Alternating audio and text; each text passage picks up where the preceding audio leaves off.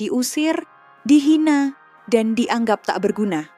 Tapi lihat apa yang terjadi setahun kemudian. Inilah kisah Ratih, gadis miskin yang mampu bangkit dan menjadi jutawan, hingga mereka yang dahulu meremehkannya menyesal seumur hidup. Ratih 25 tahun adalah seorang gadis miskin dan yatim piatu, yang hidup menumpang di rumah paman dan bibinya. Rahman 45 tahun dan Siti 40 tahun, di sebuah desa di pedalaman Jawa Tengah. Ratih kehilangan kedua orang tuanya saat masih remaja, sehingga satu-satunya keluarga yang dimilikinya saat ini adalah paman dan bibinya. Namun, hidup Ratih jauh dari nyaman.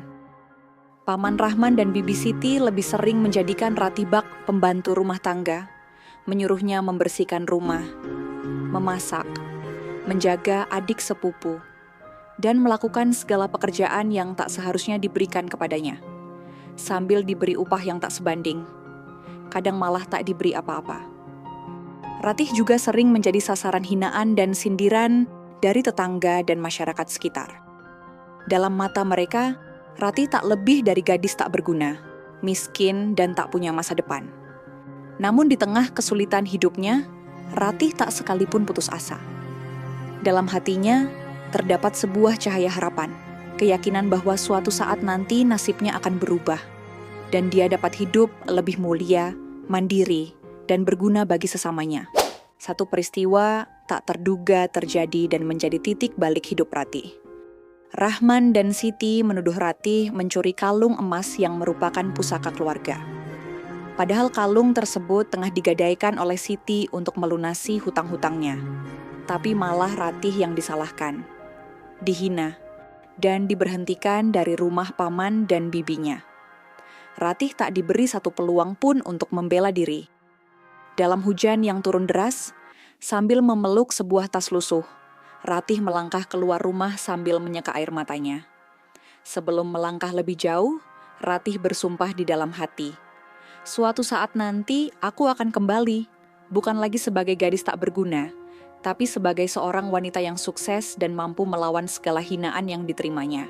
Ratih melangkah tanpa tujuan, sambil membawa satu tas lusuh yang hanya berisi beberapa helai pakaian dan sebuah buku catatan tempatnya menuliskan impian-impiannya. Dalam hatinya, Ratih menyimpan bara dendam yang bukan untuk melawan, tapi untuk belajar lebih keras dan menjadi lebih unggul. Ratih tiba di sebuah kota besar, Semarang, dan mencari pekerjaan apa saja yang halal demi memenuhi kebutuhan hidupnya.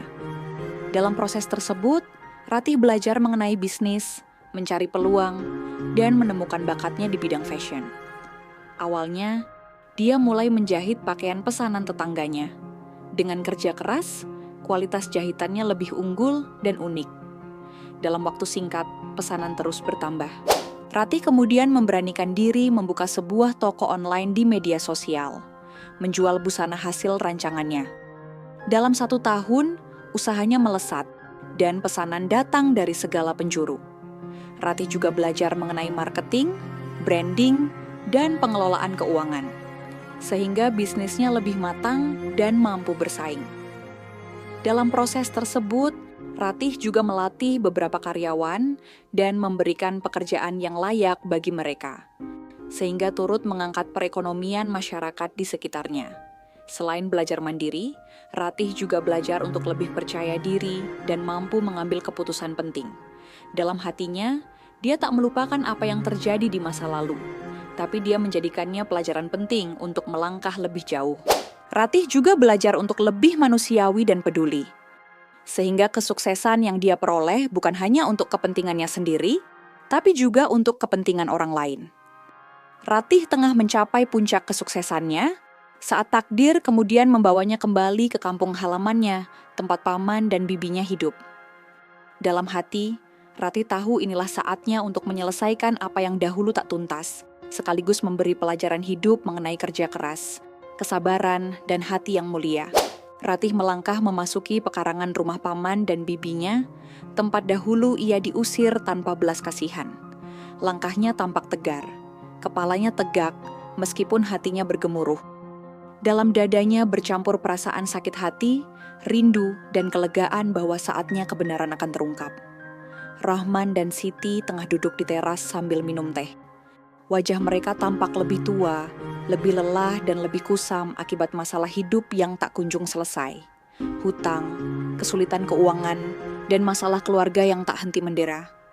Tak ada lagi kemewahan yang mereka pamerkan dahulu. Ketika Ratih tiba di gerbang, keduanya terperanjat. Ratih yang dahulu tampak lusuh dan tak punya apa-apa, kini tampak anggun, percaya diri, dan bergengsi. Mengendarai sebuah mobil mewah, dikelilingi oleh para karyawan yang tengah menjaga dan melayaninya. Ratih tampak sebagai orang yang sepenuhnya berhasil. Ratih turun perlahan lalu melangkah mendekat.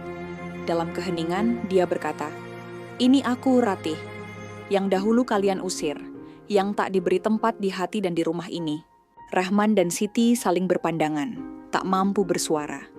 Rasa malu, sesal, dan penyesalan tampak jelas di mata mereka.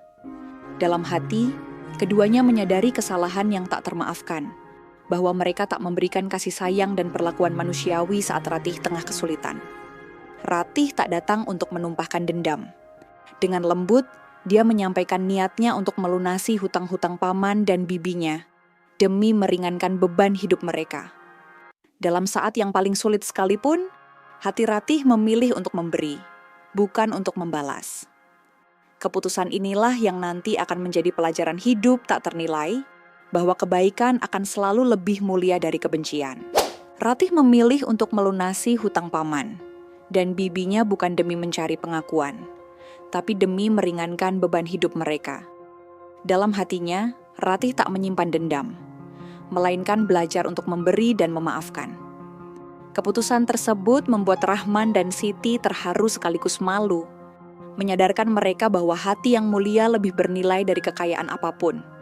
Ratih juga menyediakan modal usaha untuk paman dan bibinya, agar mereka dapat membuka sebuah warung dan mencari nafkah yang lebih layak.